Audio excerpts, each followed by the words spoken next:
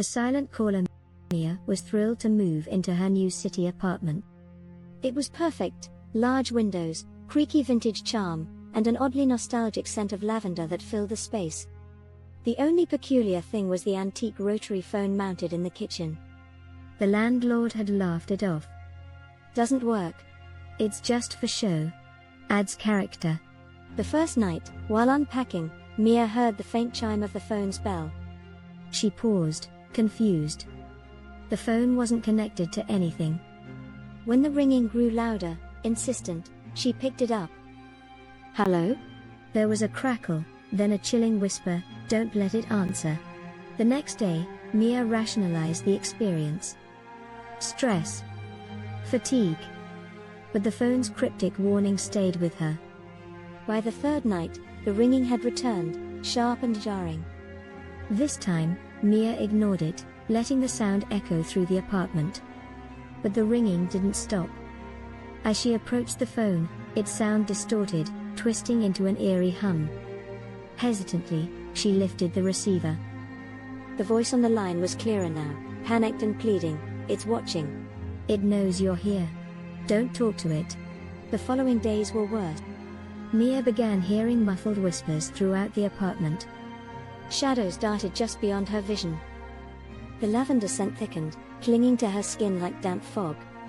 She tried to remove the phone, but it wouldn't budge, as if it were part of the wall itself. Driven by fear, Mia sought out the building's history. She learned the previous tenant, Eleanor, had vanished under mysterious circumstances.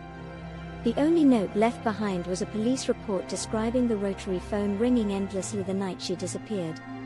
Mia's research uncovered a pattern: every tenant who lived in the apartment before her had vanished. All of them last seen during storms. That night, the storm hit. The phone rang, louder than ever before. This time, Mia didn't answer. Instead, she left the apartment, fleeing to the street. The ringing followed her, its tone rising above the wind and rain, as if coming from inside her own mind. Desperate, she returned home to find her apartment door wide open. She stepped inside, the scent of lavender choking her lungs. The rotary phone was glowing faintly in the dark, emitting a low, ominous hum. It rang again. She picked it up, shaking, her voice barely a whisper. "What do you want from me?" The voice on the other end wasn't distant anymore. It was clear, cold, and chillingly familiar. "You're the last. When you leave, I'm free." The phone went silent. Then the power cut out, plunging the apartment into blackness.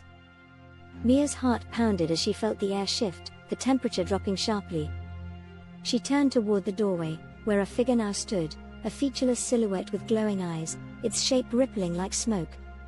She tried to run, but her feet wouldn't move. The shadow glided closer, its presence suffocating. The phone began ringing again, though it was still in her trembling hand. The voice inside the receiver returned, barely audible, "You shouldn't have answered." The next day, the landlord showed a smiling couple the apartment. "It's got a lot of charm," he said, gesturing to the vintage details. "And the phone? Totally harmless. Adds character." In the kitchen, the rotary phone sat silent. But if you leaned close, you could almost hear it hum, waiting. Thanks for watching.